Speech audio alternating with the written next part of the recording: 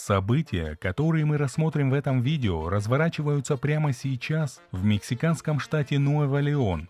18-летняя Дебани Эскобар не вернулась домой после того, как вечером 8 апреля 2022 года отправилась на вечеринку. Произошедшее с девушкой стало самой обсуждаемой новостью в Мексике, и споры о том, что же произошло на самом деле, не утихают по сей день. Дебани училась в школе права и криминологии. Она была единственным ребенком у своих родителей Долорес и Марио Эскобара.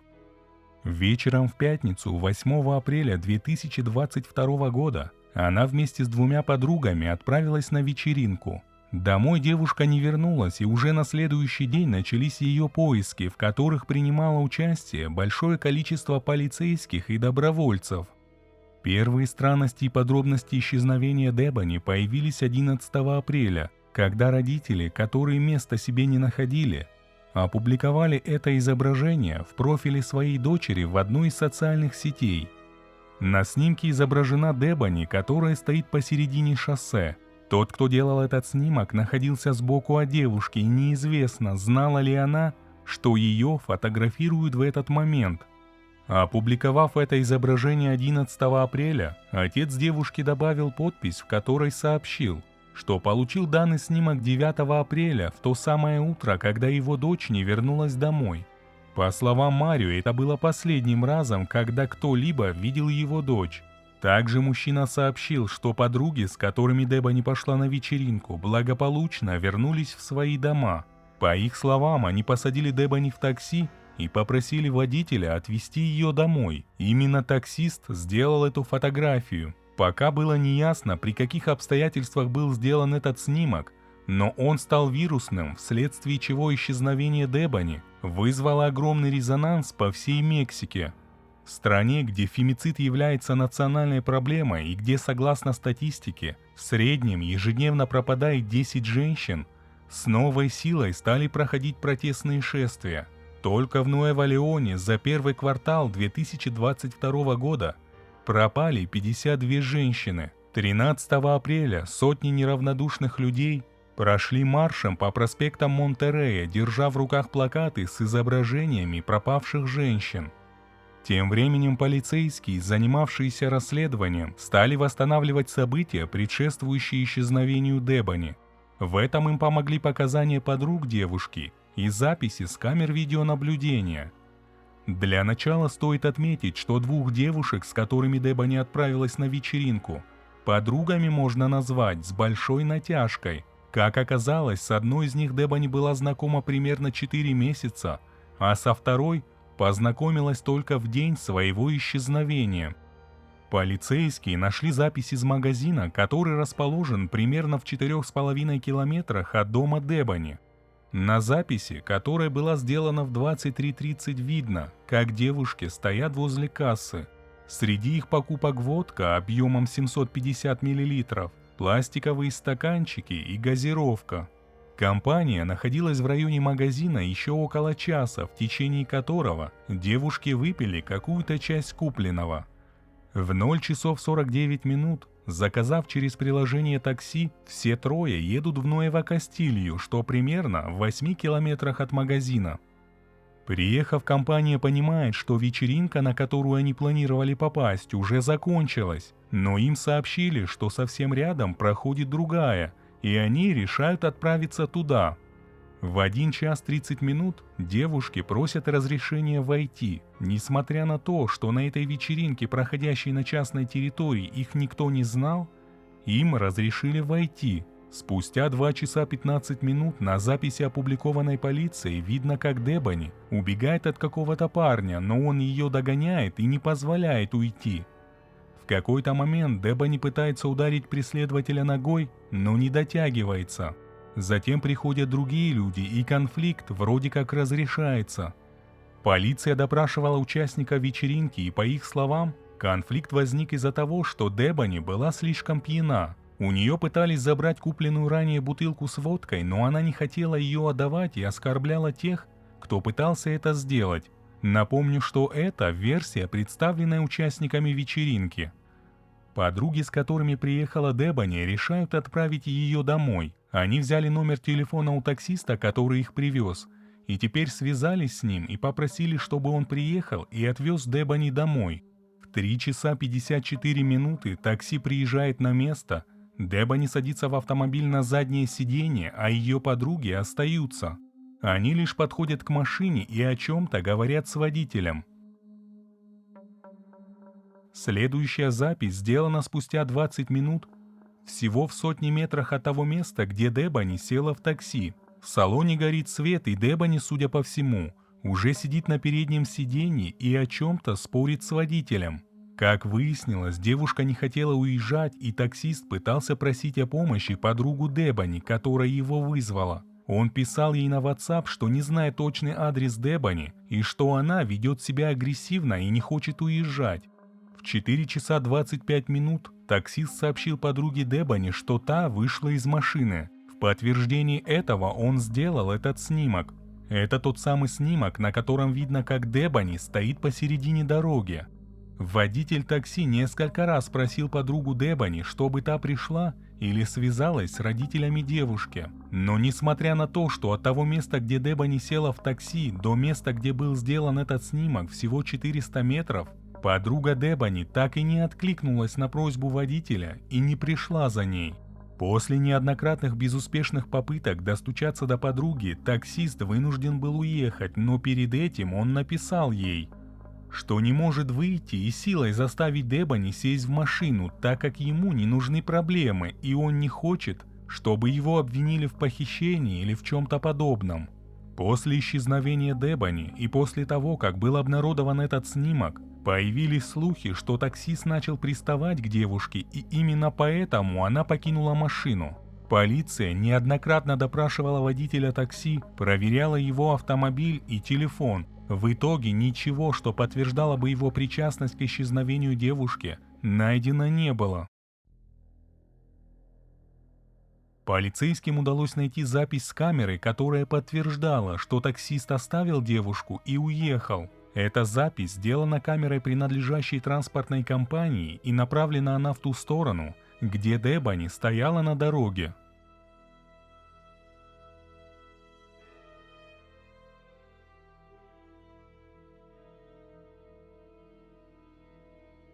На записи видно, что девушка какое-то время стоит на проезжей части примерно в 50 метрах от камеры. Сложно сказать, отдает ли она отчет своим действиям в этот момент, но вскоре Дебани начинает идти по дороге в сторону камеры. Когда она доходит до нее, на часах 4 часа 30 минут, и судя по записи, девушку никто не преследует.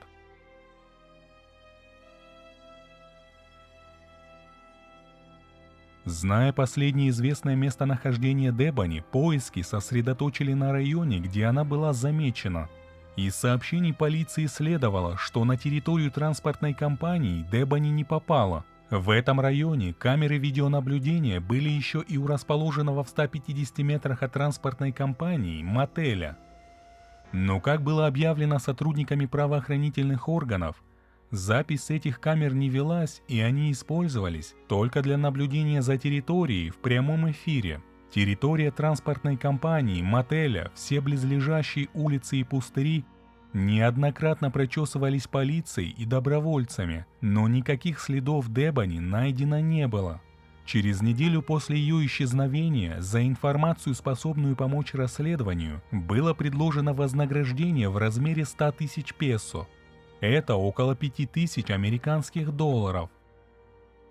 После 12 дней неустанных поисков семьей, добровольцами и властями, тело Дебани было найдено на территории мотеля всего в сотне метрах от того места, где девушка была замечена в последний раз. Здесь стоит обратить внимание на то, что власти несколько раз прочесывали территорию мотеля, но почему-то тело не нашли. А 21 апреля сотрудники мотеля сами позвонили в полицию, так как стали чувствовать сильный неприятный запах из заброшенной подземной цистерны, откуда впоследствии и извлекли тело. Чтобы понять, о какой цистерне идет речь, давайте более подробно рассмотрим мотель и его территорию. Это круглое строение, не работающий пару лет ресторан при мотеле. Это корпуса самого мотеля. А это бассейн, который уже долгие годы не эксплуатируется. Вся территория огорожена забором с колючей проволокой на нем. Вход на территорию только один, со стороны дороги. В этом углу, рядом со стенкой, расположена та самая подземная цистерна, в которой нашли тело Дебани. Если говорить точнее, то цистерны две. Первая накрыта крышкой, а вторая имеет два входа, и они оба открыты. Именно оттуда извлекли тело. Расстояние от поверхности до дна цистерны 4 метра 43 сантиметра. Внутри имеется перегородка шириной 20 сантиметров, которая разделяет емкость на две части. Уровень воды в обеих частях цистерны на момент обнаружения тела составлял 90 сантиметров. Также стоит обратить внимание на то, что перегородка, которая находится внутри, не сплошная. Правую и левую часть цистерны объединяет канал шириной 23 сантиметра. Это важно, и к этому мы вернемся чуть позже. С того момента, как обнаружили тело Дебани, в деле стало появляться еще больше странностей. Тело извлекли из воды, но эксперты заключили, что причиной смерти девушки стала черепно-мозговая травма, расположенная в районе лба, которая могла быть получена при падении в цистерну. Власти сразу начали склоняться к выводу, что произошедшее – это несчастный случай. Также было дано заключение, что смерть наступила в период от 5 дней до 2 недель назад. Но отец девушки не верил в версию несчастного случая и не мог понять, почему полицейские, которые несколько раз прочесывали территорию мотеля, не нашли тело его дочери раньше. Вскоре, как бы в ответ на эти претензии, Генеральная прокуратура Нуэва-Леона уволила специального прокурора по делам пропавших без вести с формулировкой «за упущение и ошибки в расследовании дела». Но перед увольнением прокурора появились записи еще с 2 камер видеонаблюдения. Одна из камер расположена на ресепшене мотеля, а вторая внутри неработающего ресторана. Хотя ранее власти заявляли, что камеры в мотеле работают исключительно в режиме реального времени и записи с них не ведутся. Давайте посмотрим эти записи, но для начала напомню, что когда Дебани была замечена у дороги, было 4 часа 30 минут. Расстояние до ресторана и входа на территорию мотеля 150 метров. Причем к транспортной компании Дебани подходит абсолютно спокойно, ее никто не преследует. Но уже спустя 5 минут девушка вбегает на территорию мотеля, словно за ней кто-то гонится. Камера, которая расположена напротив входа, запечатлела, как Дебани бежит рядом с рестораном. На том куске видео, которое опубликовали власти, не видно, чтобы за ней кто-то гнался. Можно предположить, что когда девушка подошла к проходной транспортной компании, что-то произошло, что-то вынудило ее бежать. Вторая запись – это запись, сделанная камерой, которая расположена внутри ресторана. И чтобы понять, в каких местах на запись попала Дебани, нужно для начала понять, какие участки захватывает эта камера. Итак, сверху справа – это дверь, которая выходит в сторону проезжей части, а это стеклянная дверь, которая ведет на внутренний дворик, и попасть туда, не перелезая через забор с колючей проволокой, можно только одним способом – обойдя ресторан по кругу. В 4 часа 35 минут 31 секунду видно, как Дебани пробегает напротив двери, выходящей на улицу. Затем, как мы уже видели, она забежала на территорию мотеля. На записи видно, как в 4 часа 36 минут Дебани подходит к стеклянной двери и заглядывает внутрь. Затем девушка идет дальше, в то место, где забор примыкает к зданию ресторана. Она словно прячется, забившись в угол, где проводит 20 минут. За эти 20 минут никто в ее сторону не проходил. В 4 часа 56 минут видно, как Дебани выходит из угла и движется вдоль забора, в конце которого расположены те самые цистерны. Версия властей такова, что Дебани в темноте не заметила открытые цистерны и упала вниз, ударившись при этом головой. Как ранее было сказано, травма находилась в районе лба. Если девушка действительно случайно упала вниз, то вероятнее всего она могла удариться головой в самом начале своего падения. С Сделав шаг и не почувствовав почвы под ногами, она по инерции стала бы заваливаться вперед. В подтверждении того, что в объектив этой камеры больше никто не попал, власти опубликовали еще более чем часовую запись с нее, но в ускоренном режиме. Дебони вышла из угла и пошла вдоль забора в 4 часа 56 минут. При внимательном просмотре можно заметить, что в 5 часов 44 минуты 30 секунд на двери мелькает чья-то тень. В 5 часов 47 минут 11 секунд можно заметить, как напротив той двери, которая выходит на улицу, останавливается автомобиль.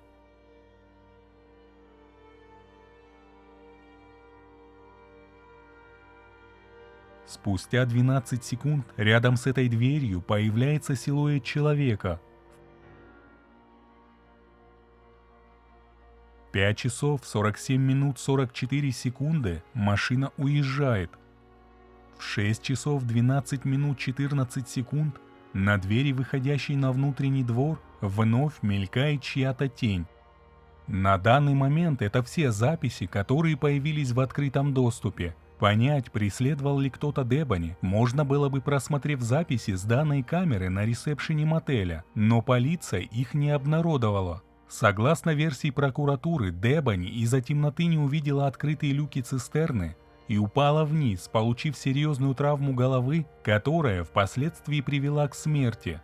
При этом, если учесть, что Дебони шла от угла, в котором провела 20 минут в сторону цистерн, первой на ее пути попалась бы закрытая. Дальше идут 2 открытых люка, и тело нашли не во втором, а в третьем.